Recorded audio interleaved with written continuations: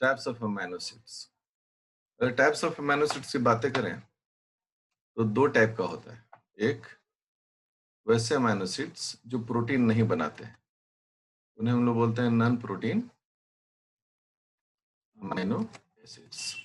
मतलब ये वो प्रोटीन्स हैं, ये वो अमीनो एसिड्स हैं जो प्रोटीन्स नहीं बनाते। ठीक है, अगर इसमें एग्जाम्पल की बात हो तो बहुत सारे हैं। मतलब ये तो केमिस्ट्री है, ये नहीं, यहाँ पर ये बायोकेमिस्ट्री वाला, बायोलॉजी में भले यूज ना हो लेकिन केमिस्ट्री में ये बहुत ज्यादा यूज होता है। और इस तरह के अमीनो एसिड्स का नाम देखिएगा तो मिलेगा ऑर्निथाइन, ऑर्निथीन, सिट्रुलिन, ठीक है, बीटा एलानिन। ये सभी क्या है? ये सभी एग्जाम्पल हैं नॉन प्रोटीन अमीनो एसिड्स का। अब नॉन प्रोटीन अमीनो एसिड्स क्या हुआ कि they never participate in protein synthesis. ये कभी प्रोटीन सिंथेसिस में पार्टिसिपेट नहीं करते हैं। क्यों नहीं करते हैं? बिकॉज कि इनका जेनेटिक कोड नहीं का, because they do not have a genetic code. इनका डीएनए पर जेनेटिक कोड होता ही नहीं है। अब डीएनए पर जेनेटिक कोड नहीं होगा तो रिजल्ट क्या होगा? प्रोटीन सिंथेसिस में तो जो डीएनए पर जेनेटिक कोड है वही रीड किया जा रहा है। उसका नतीजा ये होगा कि इनका कोई बेनिफिट नहीं होगा।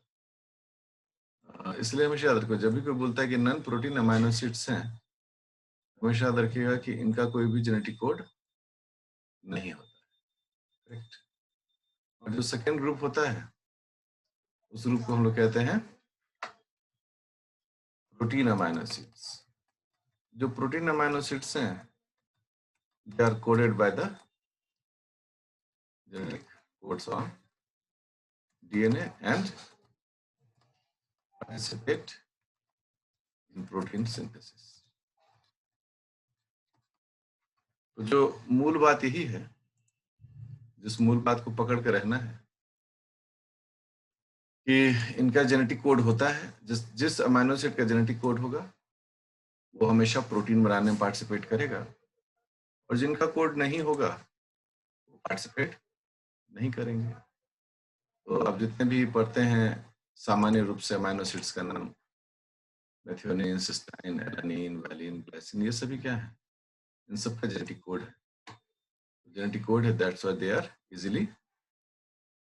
तो हम लोग का बेसिक जो टारगेट है वो टारगेट क्या है कि हम लोग इसको पढ़ें। हम लोग पढ़ें जो प्रोटीन अमीनो एसिड्स हैं उनको, इनको हमें पढ़ना है। इस प्रकार से हमारा अटेंशन जो है वो इन्हीं पर है। अब है क्या कि जो अमीनो एसिड्स हैं इनको कई बेसिस पर कई तरीके से बांटा जाता है। तो अगर हम लोग टाइप्स ऑफ अमीनो एसिड्स को देखें दूसरे तरीके से, है ना, on the basis of functional groups, on R group of amino acids। अगर हम फंक्शनल ग्रुप की बात करें, है ना, तो फंक्शनल ग्रुप किस पर? अमीनो एसिड के आर ग्रुप पर। किस तरह का फंक्शनल ग्रुप होगा? इस बेसिस पर अमीनो एसिड्स को दो भाग में बांट दिया जाता है। बस सिंपल सा एक simple amino acids, simple amino acids. अब इनका क्या होता है? They do not carry any specific functional group, they are at R. कोई अलग से कोई स्पेसिफिक फंक्शनल ग्रुप इनके आर साइड पर नहीं होता है अमीनो एसिड का। क्योंकि आप सब लोगों ने पढ़ा है और आप सब लोगों ने डायग्राम को भी देखा है, एक कार्बन होता है सेंट्रल और एक तरफ जहां पर, अब हम चार्जेस यूज करेंगे और मैं इसको डिटेल भी करूंगा। और इस आर ग्रुप पर क्या होता है इसी पर चर्चा हम लोग करेंगे, क्योंकि अभी स्ट्रक्चर भी डिस्कस करेंगे। जैसे स्ट्रक्चर डिस्कस करेंगे सारी बारीकियां वहां डिस्कस हो जाएंगी। तो कोई किसी भी तरह का इनके पास ऐसा होता नहीं। ठीक है, तो इनके पास क्या होता है? ये आर ग्रुप जो है, आर ग्रुप जो है is normally hydrocarbon chains. R group जो है वो क्या है यहाँ पर? Hydrocarbon chains. इसके एग्जांपल्स जो है वो कौन कौन से हैं? Glycine, alanine,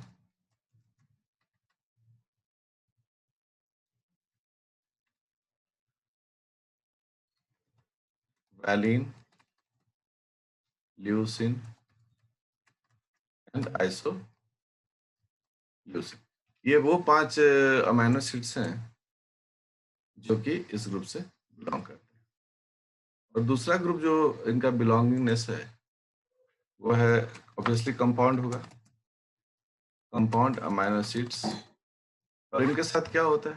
compound amino acids जो हैं इनके साथ ये है कि फंक्शनल ग्रुप मिलता है।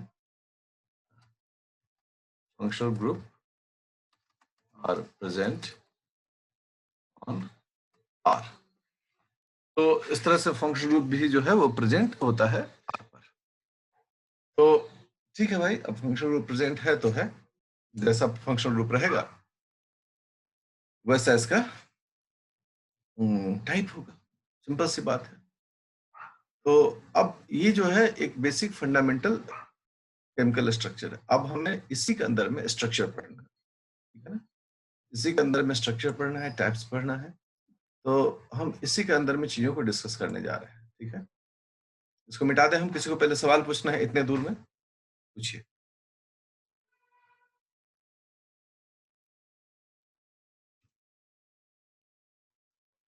चलिए मैं आगे बढ़ता हूँ।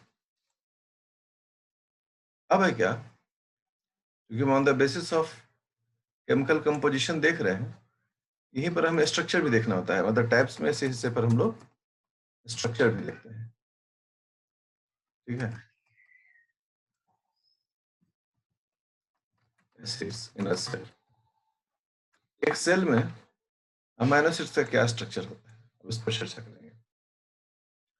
जब भी किसी सेल की बात जब लिखी जाती है तो दो चीजों को हमको ध्यान देना होता है। पहला, सेल का पीएच क्या है एंड टेम्परेचर क्या है। इन दोनों चीज पर हमेशा ध्यान देना चाहिए। जब भी एक सेलुलर मीडियम की बात होती है उस वक्त हमें चतुरता पूर्वक इन दोनों चीजों पर ध्यान देना चाहिए। क्योंकि नॉर्मल की बात हो, ठीक है, नॉर्मल पैरामीटर, नॉर्मल क्या पैरामीटर होता है पीएच का? न्यूट्रल पीएच, ठीक है। एंड टेम्परेचर क्या होता है? 37 डिग्री सेल्सियस। हम लोग क्या कहते हैं, किसी भी सेल का नॉर्मल पैरामीटर जो होता है वो यही होना चाहिए हम लोगों में, ठीक है? कि पीएच न्यूट्रल होना चाहिए और 37 डिग्री सेल्सियस पर काम होना चाहिए, जिसे हम लोग क्या कहते हैं अपने में बॉडी टेम्परेचर। हम लोग जो एग्जाम्पल जितने भी पढ़ रहे हैं और जो कंडीशन लेकर पढ़ रहे हैं वो ह्यूमन बॉडी का ही लेकर पढ़ रहे हैं। तो neutral pH and 37 degree Celsius. अब सबसे पहला क्वेश्चन है आप लोगों से, क्वेश्चन, ठीक है, कि जब एसिडिक हो, एसिडिक एंड बेसिक, ठीक है, medium of cell, what shall be the status of an amino acid? अभी न्यूट्रल तो बोले, नॉर्मली कहा न्यूट्रल है, लेकिन अगर हमसे कोई पूछे ये बताइए कि अगर ये बेसिक हो या एसिडिक मीडियम हो तो अमीनो एसिड के स्टेटस पर क्या असर पड़ेगा, ठीक है? अब देखो सबसे पहला है क्या कि when a cell is, cell को छोड़ दो, हम मीडियम लिखते हैं, सेल भी एक मीडियम है, okay. When medium is acidic, it means क्या? It means all functional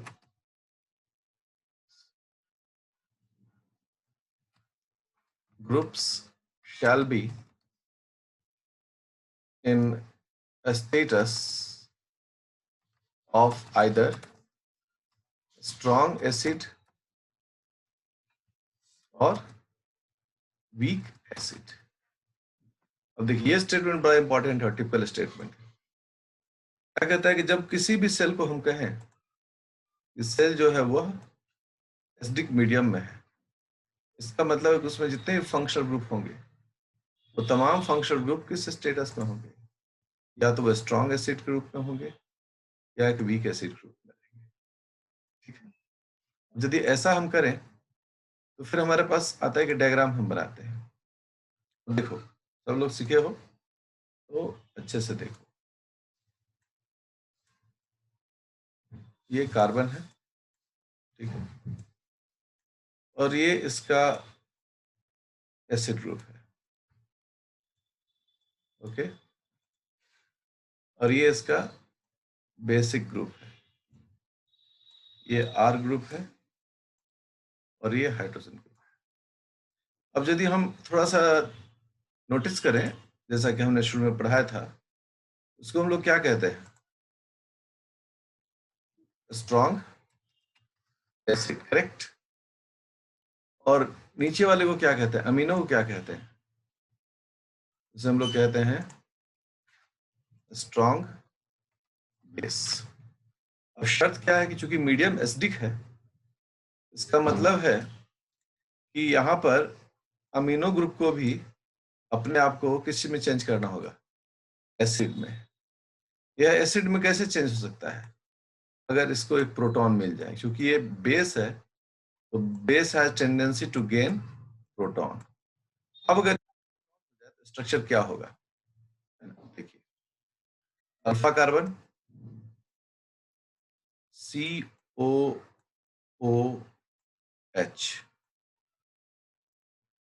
NH3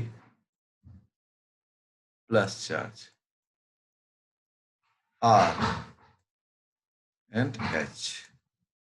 अब गौर करिए क्या चेंज हुआ, ये तो एज यूजुअल स्ट्रॉन्ग एसिड है, बट यहां पर क्या हो गया, यहां पर NH3 आ गया, NH3 प्लस प्लस चार्ज। अब हम लोग कैसे लिखते हैं कि this is strong acid and this is weak acid. तो अब आप एकदम क्लियर कट समझें कि यहां पर अब जो है मीडियम पूर्ण रूप से एसिडिक है। क्यों? क्योंकि इसमें दोनों फंक्शनल ग्रुप जो है वह स्ट्रॉन्ग या वीक एसिड फॉर्म में है। तो निश्चित रूप से यहाँ पर पीएच क्या होगा, यहाँ का जो मीडियम का पीएच है वो ऑलवेज लेस देन एसिडिक, तो हमारे दिमाग में एकदम फिट हो जाना चाहिए कि जब हम बोलेंगे कोई अमाइनो एसिड एसिडिक मीडियम में तो फटाक से उसके फंक्शनल ग्रुप को चेक करो। जितने लोग बिगिनर्स हैं, जो लोग सीख रहे हैं, जिनका पहले कॉन्फिडेंस बिल्डअप नहीं है बायोकेमिस्ट्री में, प्लीज मेरे इंस्ट्रक्शंस को फॉलो करिए। इस तरह का डायग्राम बनाइए और उस डायग्राम में दोनों फंक्शनल ग्रुप को लिखिए कि दोनों फंक्शनल ग्रुप क्या है, स्ट्रॉन्ग एसिड है या स्ट्रॉन्ग है, वीक एसिड है या वीक बेस है, और पीएच चेंज करिए। जैसे मैंने अभी क्या चेंज किया कि स्ट्रॉन्ग जो एसिडिक मीडियम है, तो हमने क्या किया, दोनों फंक्शनल ग्रुप को डिनोट किया है कि एक जो है COOH carbon strong acid group है और अमोनिया जो है जिस पर चार्ज है वो वीक एसिड ग्रुप है, करेक्ट। हेलो कुछ पूछना है? Hello sir. पूछिए। सर ये अल्फा कार्बन का जो पोजीशन है वो हमेशा फिक्स तो नहीं रहेगा ना, वो वैरी करेगा ना अकॉर्डिंग टू कार्बन चेन? देखिए अल्फा कार्बन एक मतलब कार्बन का मतलब क्या हुआ, जो फंक्शनल ग्रुप के बाद पहला फंक्शनल ग्रुप से, हाँ। अल्फा कार्बन, तो हमको क्या मतलब है कि वो कार्बन कौन है, नहीं समझे? इसके जगह कोई दूसरा कार्बन भी हुआ कार्बन तो कार्बन ही ना रहेगा जी, ठीक है। पोजीशन भी ओके सर। फंक्शनल ग्रुप के बाद पहला जो पोजीशन होता है वो अल्फा कार्बन होता है। अब चाहे वो कार्बन धनबाद का हो चाहे झड़िया का हो। हाँ ठीक है। अब आप गौर करिए कि पीएच पर क्या स्टेटस हो गया। इस पीएच पर दो तरह का स्टेटस हमको दिख रहा है, यहां पर स्ट्रॉन्ग एसिड है और यहां पर वीक एसिड है। अब यहां पर चार्ज क्या है, यदि मैं बोलूं कि चार्ज के बारे में मुझे बताइए, अबाउट द चार्ज, यहां पर चार्ज क्या है, हम लोग सब बोल रहे हैं सर यहां पर पॉजिटिव चार्ज, 1 पॉजिटिव चार्ज है ना। कहां पर है एक पॉजिटिव चार्ज, तो हम लोग दिखा रहे हैं सर ये जो पॉजिटिव चार्ज है वो यहां पर है, ये जो है पॉजिटिव चार्ज है।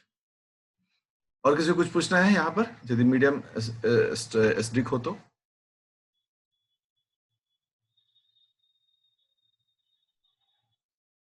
चलिए, नो क्वेश्चन, सबके समझ में आ रहा है, बातें एकदम कम्युनिकेट हो रही हैं। अब हम लोग, हाँ बिल्कुल, जहां भी दिक्कत लगे पूछना है। व्हेन मीडियम इज बेसिक, जब मीडियम बेसिक हो तो ऑल फंक्शनल ग्रुप्स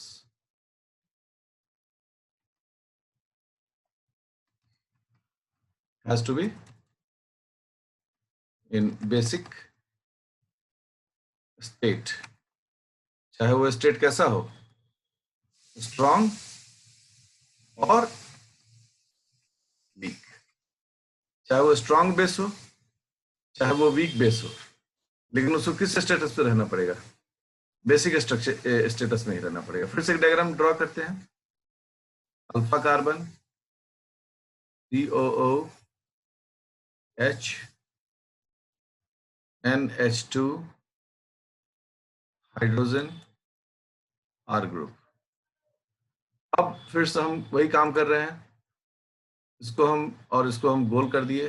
चेक किए, ये दो फंक्शनल ग्रुप अभी हमको दिख रहा है यहाँ पर। तो ये फंक्शनल ग्रुप कैसा है, हम लोग कह रहे हैं ये जो है वो स्ट्रॉन्ग एसिड है। और ये ग्रुप कैसा है, अमीनो ग्रुप कैसा है, इसको कह रहे हैं स्ट्रॉन्ग बेस है। अब चूंकि हमारा मीडियम कैसा है, हम लोग कह रहे हैं कि हमारा मीडियम जो है वो बेसिक मीडियम, बेसिक मीडियम है तो स्ट्रॉन्ग बेस को तो अलाउ मिलेगा, strong base is okay, but strong acid is not okay, we can not permit strong acid. Result क्या होगा कि हमको एसिड को बेस में चेंज करना होगा।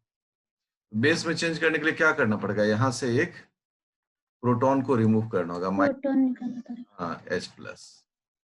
जैसे H+ को हटाएंगे COO- हो जाएगा। अब देखिए कि कैसे चेंज हो रहा है इस डायग्राम में। Okay, alpha carbon R group hydrogen strong base, और यहां क्या हो गया COO-। करेक्ट। फिर से हम चेक करते हैं, क्योंकि शुरुआत जब सीखते हैं तो हर चीज को चेक करते हैं, और जब एक्सपर्ट हो जाते हैं तो आंखों में ही समाया हुआ रहता है, ठीक है ना।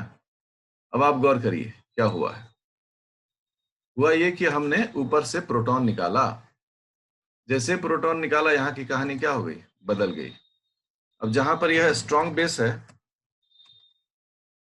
अब ये क्या हो गया, CO- क्या हो गया, वीक। अब आप ये कहेंगे कि हाँ मेरा जो अमाइनो एसिड है वो बेसिक मीडियम में, क्यों, क्योंकि इसके दोनों फंक्शनल ग्रुप जो अभी दिख रहे हैं मुझे, वो क्या हो चुके हैं, बेसिक फॉर्म आ चुके हैं, चाहे वो स्ट्रॉन्ग बेस हो चाहे वीक बेस हो। करेक्ट। तो अब यहां पर जो बातें हैं उसमें क्या है कि यहाँ नेट चार्ज, यहाँ चार्ज क्या है, चार्ज ऑन अमाइनो एसिड, एक माइनस है, 1 नेगेटिव चार्ज। इस प्रकार से स्टैब्लिश हो गया कि जो बेस फॉर्म में है वहां नेगेटिव चार्ज है, जब एसिड फॉर्म में है वहां वो पॉजिटिव चार्ज में है। अब किसी को कुछ सवाल पूछना है, प्लीज आस्क अ क्वेश्चन।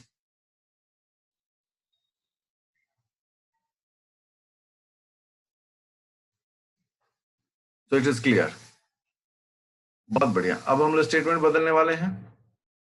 अब हम लोग क्या स्टेटमेंट बदलने वाले हैं, what will happen when a cell is in state of, ऐसा स्टेट जब सेल जो है वो न्यूट्रल मीडियम में, न्यूट्रल पीएच में, न्यूट्रल पीएच। अब हमारा है कि नहीं, बेस नहीं है, न्यूट्रल पीएच हो। तो जब न्यूट्रल पीएच की बात होगी तो निश्चित रूप से याद रखिएगा, स्ट्रॉन्ग खत्म, ओनली वीक। वीक क्या? Weak acid group and base group.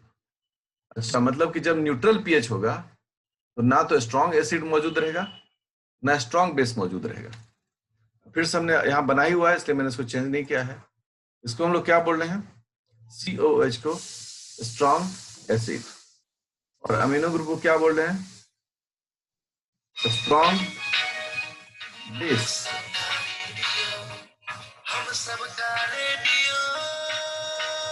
ठीक है, स्ट्रॉन्ग बेस। यदि ये न्यूट्रल मीडियम में है तो निश्चित रूप से अब हमको क्या करना होगा? दोनों को ही वीक में चेंज करना होगा। वीक में चेंज करने के लिए क्या करना पड़ेगा? सर यहां से प्रोटॉन को माइनस करना होगा और यहां पर प्रोटॉन को जोड़ना पड़ेगा, तभी दोनों वीक वीकर फॉर्म आएगा, राइट ना? अब देखिए क्या होगा। आर ग्रुप, ये सब तो फिक्स ही है, ठीक है।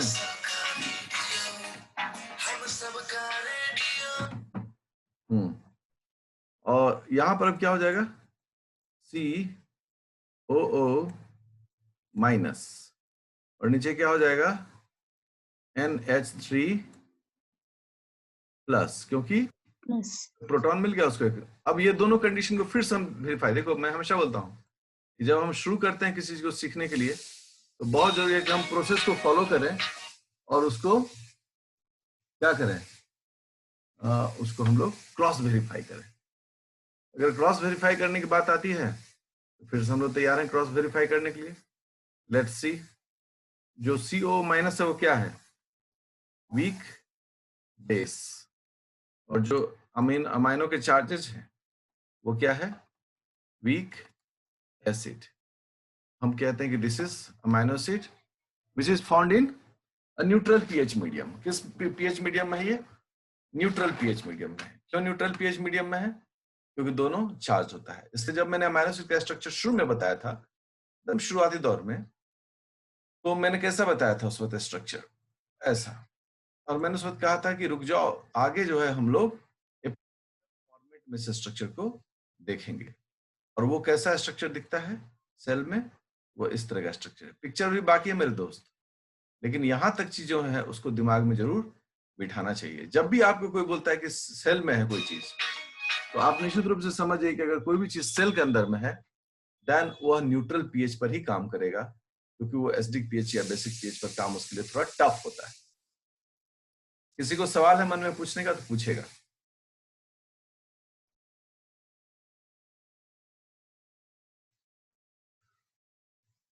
चलिए, अभी बहुत बेसिक, ठीक है ना, अभी आपको बहुत बेसिक जानकारी दिया जा रहा है, क्योंकि ये जानकारी जब आपका हो जाएगा डेवलप तो आप इसमें आगे आने वाले इंफॉर्मेशंस में you will be a good player. आप अच्छे तरीके से उसको सॉल्व कर सकते हैं, ठीक है।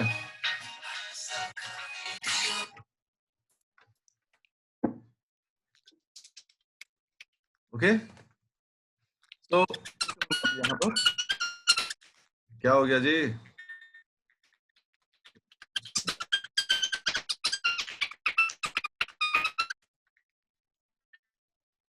चलिए, अब हम लोग देखने जा रहे हैं कि जब ड्यूटेरायन स्ट्रक्चर क्या होता है, ठीक है।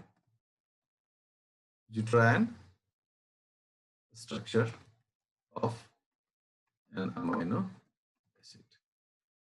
ड्यूटेरायन स्ट्रक्चर क्या होता है? तो कहते हैं कि जो जब दोनों तरह के चार्जेस सेल में, वो एसिडिक और बेसिक दोनों ही उसका वीक फॉर्म होता है, तो एक अमाइनो एसिड जो है वह उस फॉर्म में दिखता है जैसे हम लोगों ने डायग्राम बनाया था।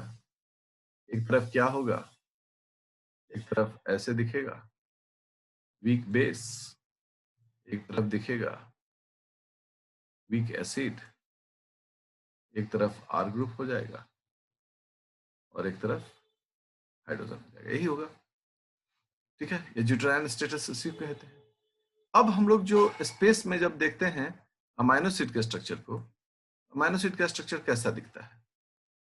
तो जब बॉल एंड स्टिक मेथड को हम लोग अगर देखें, आप लोग याद होगा ball and stick method chemical bonding लोग बनाते हैं, लेकिन मैं सिंपल बता रहा हूँ। यह कुछ ऐसे दिखता है कि अब जो बोल रहा हूं उसको बहुत ध्यान से देखना, सुनना और गौर करना। अपना लेफ्ट हैंड को आगे कर लो। ये जो लेफ्ट हैंड है आपका, ये अमीनो ग्रुप है। क्या है ये? अमीनो ग्रुप है। ठीक है, और जो राइट हैंड है, राइट हैंड को अगर अब देखो सब लोग, राइट हैंड आपका क्या, कौन सा ग्रुप है? ये कार्बोक्सिलेट ग्रुप है। ठीक है, इसको हम लोग कहते हैं क्या? एन एन एन वाले हिस्से को, इसको हम लोग कहते हैं एन टर्मिनल। और जिधर सी है उसको क्या कहते हैं? C terminal. ये सब मुझे पता है कि आप लोग जानते होंगे, लेकिन फिर भी मैं एक एक चीज के बारीकियों को बिना बताए मूव नहीं करता हूं। ठीक है ना, इसलिए हमारे स्टूडेंट्स बहुत अच्छे होते हैं बायोकेमिस्ट्री में, क्योंकि उनके सारे सुख दुख को मैं इसमें डिस्कस करता हूं। कोई भी जब अमाइनो एसिड लिखा जाता है तो बाय डिफॉल्ट उसके लेफ्ट साइड में एन टर्मिनल होता है और राइट साइड में सी टर्मिनल होता है। याद रखिएगा, जब भी कोई हम लोग कोई भी अमाइनो एसिड लिखते हैं, हमेशा आपके लेफ्ट हैंड साइड में उसका एन टर्मिनल होना चाहिए और राइट हैंड साइड में सी टर्मिनल होना चाहिए। सब लोग याद रखेंगे, ठीक है, कभी भूलना मत। ओके, हम लोग जब भी किसी अमाइनो एसिड, किसी पॉलीपेप्टाइड, किसी न्यूक्लियोटाइड को पढ़ते हैं तो हम लोग हमेशा उसे एन टर्मिनल से सी टर्मिनल पढ़ते हैं, मतलब लेफ्ट से राइट पढ़ते हैं। करेक्ट? हम लोग जो नॉर्मल हिंदी इंग्लिश पढ़ते हैं वो क्या पढ़ते हैं? लेफ्ट टू राइट पढ़ते हैं। उसी पैटर्न में इसको भी अरेंज किया गया है कि एन टर्मिनल हमेशा लेफ्ट साइड में लिखेंगे और सी टर्मिनल हमेशा हम राइट साइड में लिखेंगे।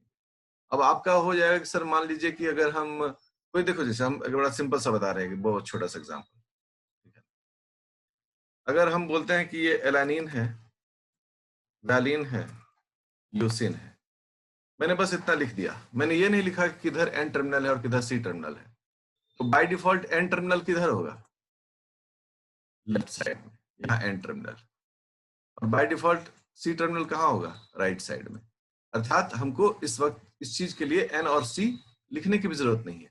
लेकिन अगर गलती से हम एन टर्मिनल को लेफ्ट साइड में, राइट साइड में लिख दिए तो हमको यहाँ इंडिकेट करना होगा कि this is N terminal and this is C terminal. और हमारा रीडिंग कैसा होगा? N to C. जैसे जब सब पहले क्या था एन टर्मिनल पर, तो हम लोगों ने कैसा पढ़ा था?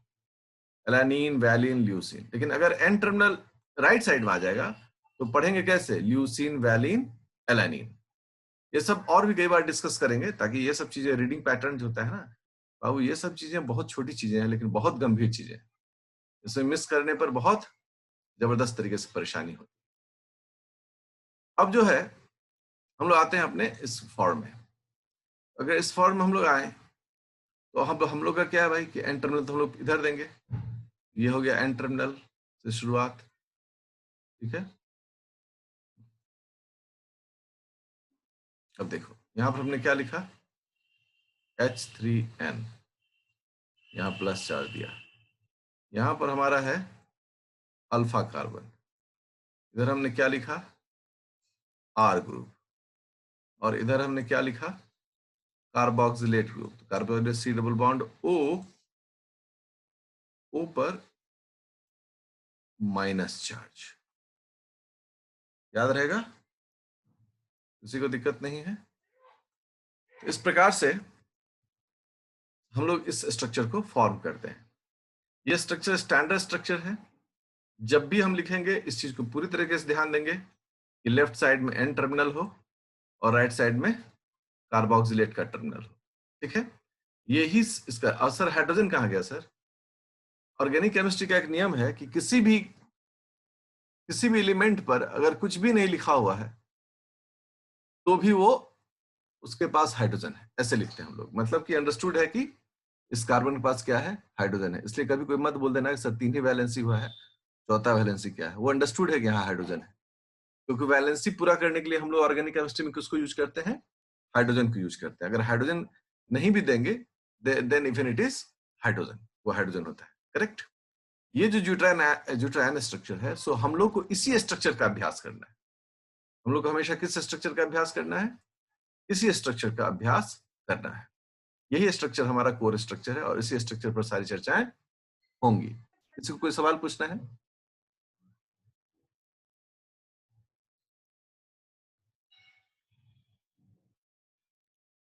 No question. चलिए, बहुत बढ़िया। तो अभी आप लोगों ने एक ज्यूट्रायन स्ट्रक्चर और एकदम बेसिक फॉर्मेट स्ट्रक्चर कैसे लिखा जाता है, कैसे पढ़ा जाता है, कैसे डिजाइन किया जाता है, इन सबको आपने पढ़ा है। अब जो बातें हो रही हैं, वो बातें हो रही हैं ये कि क्या होगा, कैसे होगा। अब तो हमें अमीनो एसिड्स के नाम भी तो याद रखने हैं ना, कैसे हम लोग अपने नाम को इसके साथ अंजाम पर लाएंगे। तो मैं हमेशा क्या कहता हूँ, क्या बताता हूँ आप लोग को, मैं हमेशा बताता हूँ कि जो भी अमीनो एसिड है वह अल्काइल ग्रुप पर ही डिफरेंट है। करेक्ट। मतलब ये जो ग्रुप है वो हमारा कौन सा ग्रुप है, वेरिएबल है। जो भी बदलेगा वो कहां बदलेगा, आर ग्रुप पर। ये आर ग्रुप तय करेगा कि ये कौन सा अमीनो एसिड होगा। मैंने जो बोला उसको ध्यान दिया आपने, ये आर ग्रुप विल डिसाइड कि which type of amino acid it will be in the future. भैया, तो यही आर ग्रुप जो है वो डिसाइड करता है। आर ग्रुप जैसा कैसे हो गया, आनंद कुमार ठाकुर मेरा नाम, आनंद कुमार पासवान, आनंद कुमार सिंह।